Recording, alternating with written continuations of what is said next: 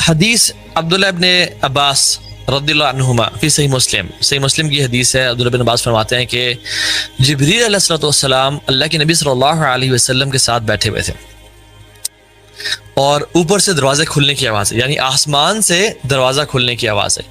تو دونوں نے اوپر دیکھا تو جبریل فرماتے ہیں کہ یا رسول اللہ، آج اللہ سبحانہ وتعالیٰ نے میں پیرافریز کر رہا ہوں، اگر ایگزیکٹ ورڈز بتاؤں تو آج ایسا فرشتہ نازل ہوا ہے جو پہلے کبھی نازل نہیں ہوا، بلکہ آپ نے پہلے فرمایا کہ آج ایسا دروازہ کھولا ہے آسمان کا جو کبھی پہلے نہیں کھولا. اور پھر جب فرشتہ کو دیکھا تو کہا کہ آج ایسا فرشتہ اتر رہا ہے، نازل ہوا ہے، جو آج سے پہلے کبھی نہیں اترا.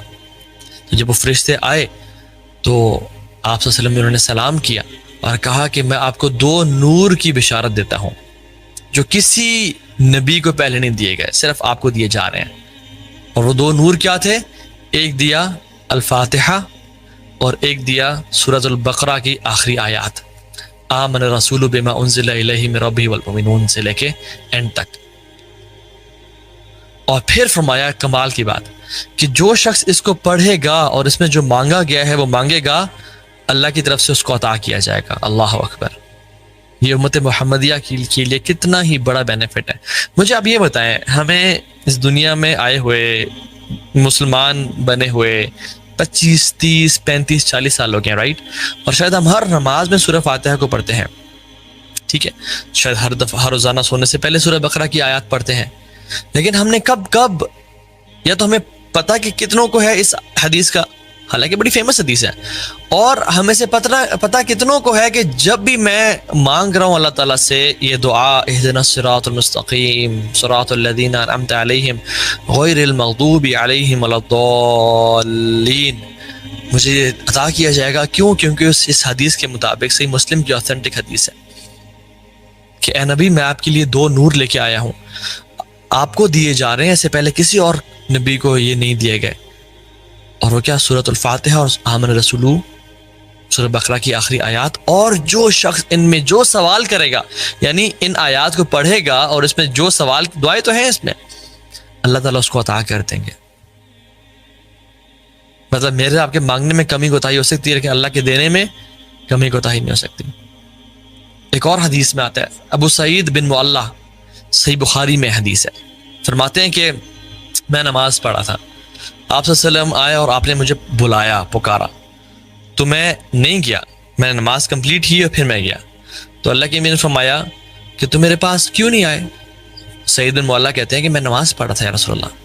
تو آپ نے فرمایا کیا تم نے قرآن نہیں پڑھا؟ یا ایھا الذین آمنوا استجیبوا للہ ولرسول اذا دعاکم لما یحییکم، اے لوگو جو ایمان لائے ہو، اللہ اور اس کے رسول کی بات کا جواب دو، یعنی اللہ کی پکار کو سنو، attend his call when they call you. تو وہ شرمندہ ہوئے. تو آپ نے فرمایا کہ میں تمہیں قرآن کی ایک عظیم صورت آج اس مسجد سے نکلنے سے پہلے بتا کے جاؤں گا. تو آپ صلی اللہ علیہ وسلم اپنے کچھ کام میں مصروف ہو گئے اور وہ اٹھ کے مسجد سے جانے لگے، یعنی آپ صلی اللہ علیہ وسلم ان کے ذہن سے نکل گیا تھا. تو سعید بن معلہ نے کہتے ہیں یا رسول اللہ، آپ نے مجھے کچھ بتانا تھا. انہوں نے ریمائنڈ کرایا اور آپ نے کہا الحمدللہ رب العالمین ہی سبع المثانی والقرآن العظیم الذی اوتیتہ. الحمدللہ رب العالمین، تو میں بتانے لگا ہوں جو قرآن کی سب سے عظیم صورت ہے نا وہ یہ ہے.